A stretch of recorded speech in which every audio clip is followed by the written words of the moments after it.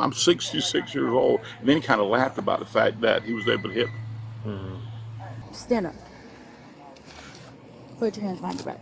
I'm detained. All right, now you're going to be under arrest. Under arrest? Mm-hmm. I'm under arrest? Yes, sir. For simple battery.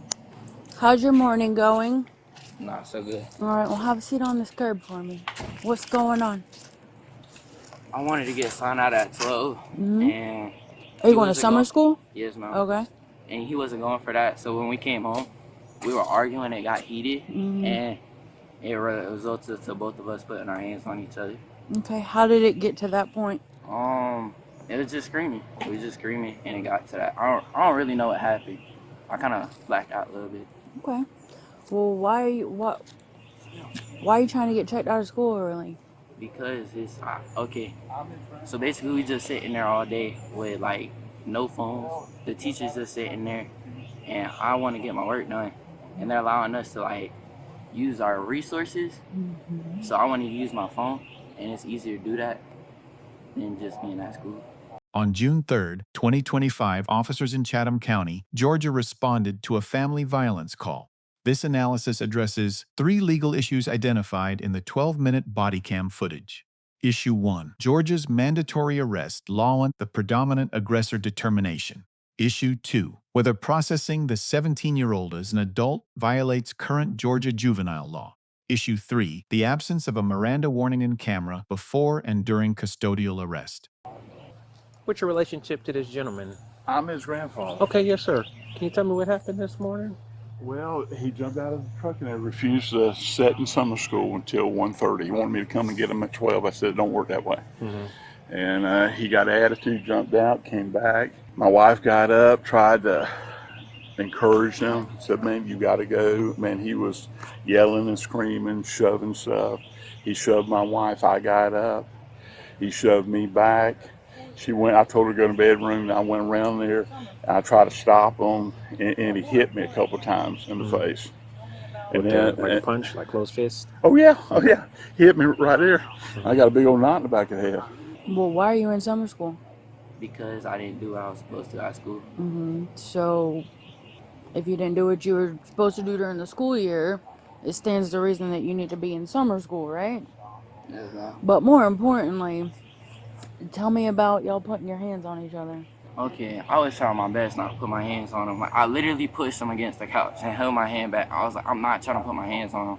I remember, okay, so we were first arguing by the table at the front door, and he touched me first. He grabbed my hands. So I ain't gonna lie, I slapped him in his face. And then, that was that. He just stopped touching me because I ended up hitting him. I don't ever hit him. So I guess that stunned him or something. And then we just left it like that. He's out of control. I mean, this is his last chance to try to make things right, man. We do everything we can for him, and that's probably what's wrong. I mean, he's from a kind of abusive relationship. That's why we have him.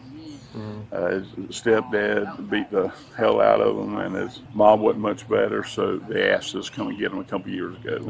We've had him for 3 years, and for the most part, he does good. Gotcha. He's just, he failed a bunch of classes this last semester. And he's got to go to summer school. Right. He don't want to sit in there summer school all day. It's just, and he was just beside himself this morning. But I want to, not that I'm trying. I guess I'm trying to use you guys. He needs to get the fear of God put him and realize he's headed for nothing but trouble. Sounds that way. And I don't know how it went back. We went back arguing, and then I put him against the couch because he came after me again. And then I didn't hit him at all then. And then my grandmother comes with the broom, and she's chasing me, and she's like, what did you just do? What did you just do? And I'm walking around trying to avoid him because I don't know. And then he grabbed the broom, telling her to stop. And then we're talking again, we're spaced out, and he just hits me in the head with the broom, and I lost it. And what happened after that? I just put him against the couch again. I didn't even hit him. How'd you put him on the couch? I just grabbed him by his shirt and just held him against the couch. Sitting on the couch or like on the back of the couch? Like his back is laying down on the couch. Like he's kind of laying down on the couch. But like on the couch cushions? Yeah, it's couch cushions. Okay. And we just put him outside and said, look, you're not coming back inside. We put him outside. I mean, he shoved his grandmother. I mean, I'm 66 years old. And then he kind of laughed about the fact that he was able to hit me. Stand up. Put your hands behind your back.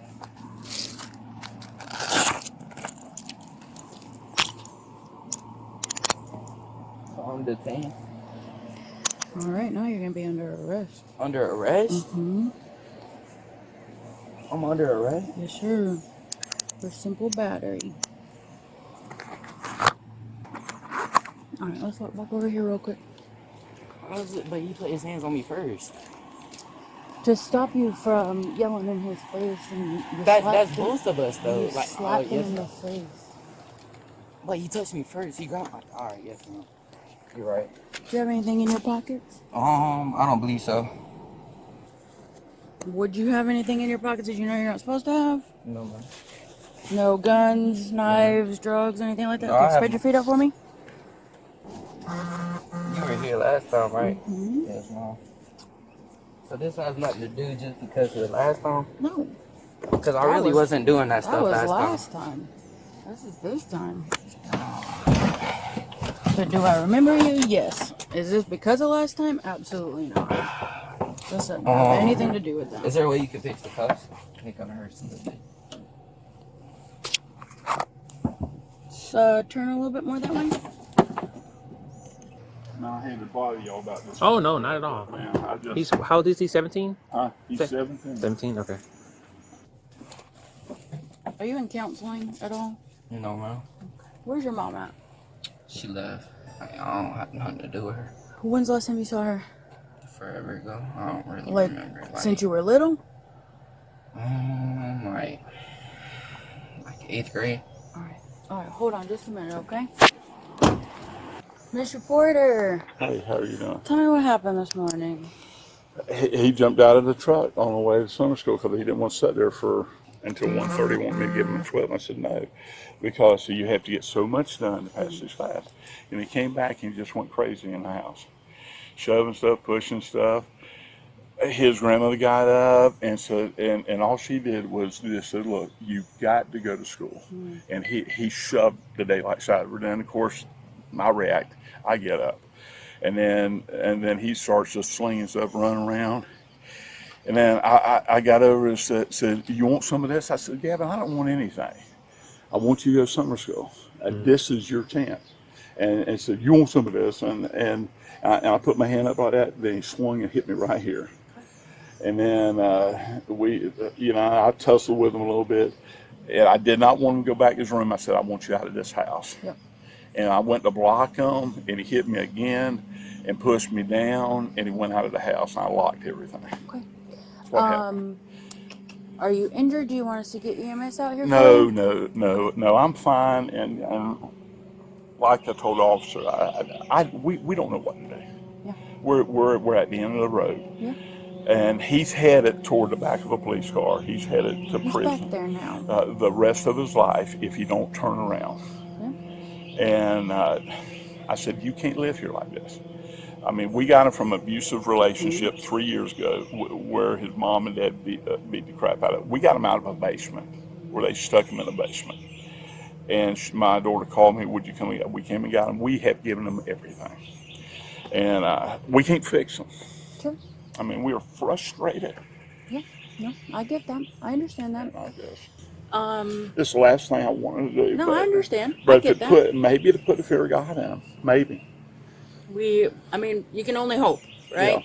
Yeah. But he is going to go out to the Chatham County Detention Center. Okay. He is 17, so in the state of Georgia recognizes him as an adult.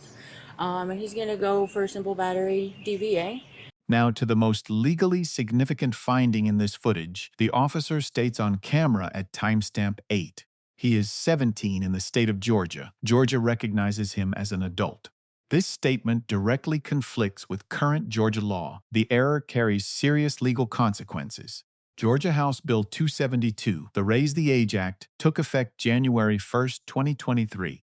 HB 272 raised the age of juvenile court jurisdiction from 17 to 18 for most criminal offenses. Simple battery is a misdemeanor under O.C.G.A. Graph 16-523. It falls under no categorical exception to juvenile jurisdiction. For an exception to apply, the offense must qualify as a serious violent felony. Simple battery does not. Transporting a 17-year-old to an adult facility for a misdemeanor may constitute a procedural violation under the amended Juvenile Code framework established by the Raise the Age reform. Consequences of misplaced jurisdictions includes oppression of evidence and jurisdictional challenge, a permanent adult criminal record for a misdemeanor, and potential civil liability under 42 U.S.C. 1983. This is not a minor procedural footnote. It strikes at the fundamental rights of a juvenile subject. The state of Georgia also looks very highly on domestic issues. So you will get that chance in the courtroom with the judge to have your piece and to, give your ideas of what you think may help him. You'll be notified before he gets released. The odds are that he will probably call you to help him with bond, but most likely part of his bond will be that he can't communicate with you. So that may make it a little bit more difficult for him. But he is going to take a little ride with me. We'll see what we can't, get sorted out from here to there, but I mean, he remembered me from the last time I was here. Yeah. And I mean, is there... didn't have anything to do with last time, and he asked Yeah, that, but yeah. this is different, Yeah, I mean, is there anything other than doing what you're saying that y'all do, or I guess it's basically... So this is his first arrest. This will be his first arrest. And generally, what happens is, I mean, he's got nowhere to go. yep. Again, when it comes time to go to court, you can have that say. If this is the end of the road here, and that's perfectly fine. Okay. They will have options for him. They'll give him different things that he can do. I mean, best/worst case scenario, the judge says, you sit in jail or you join the military, right? And they have been known to do that. I don't know that's still like a thing that I've heard of them doing that one time in 10 years. So, giving him that alternate path to choosing something better for himself after growing up and not having those options.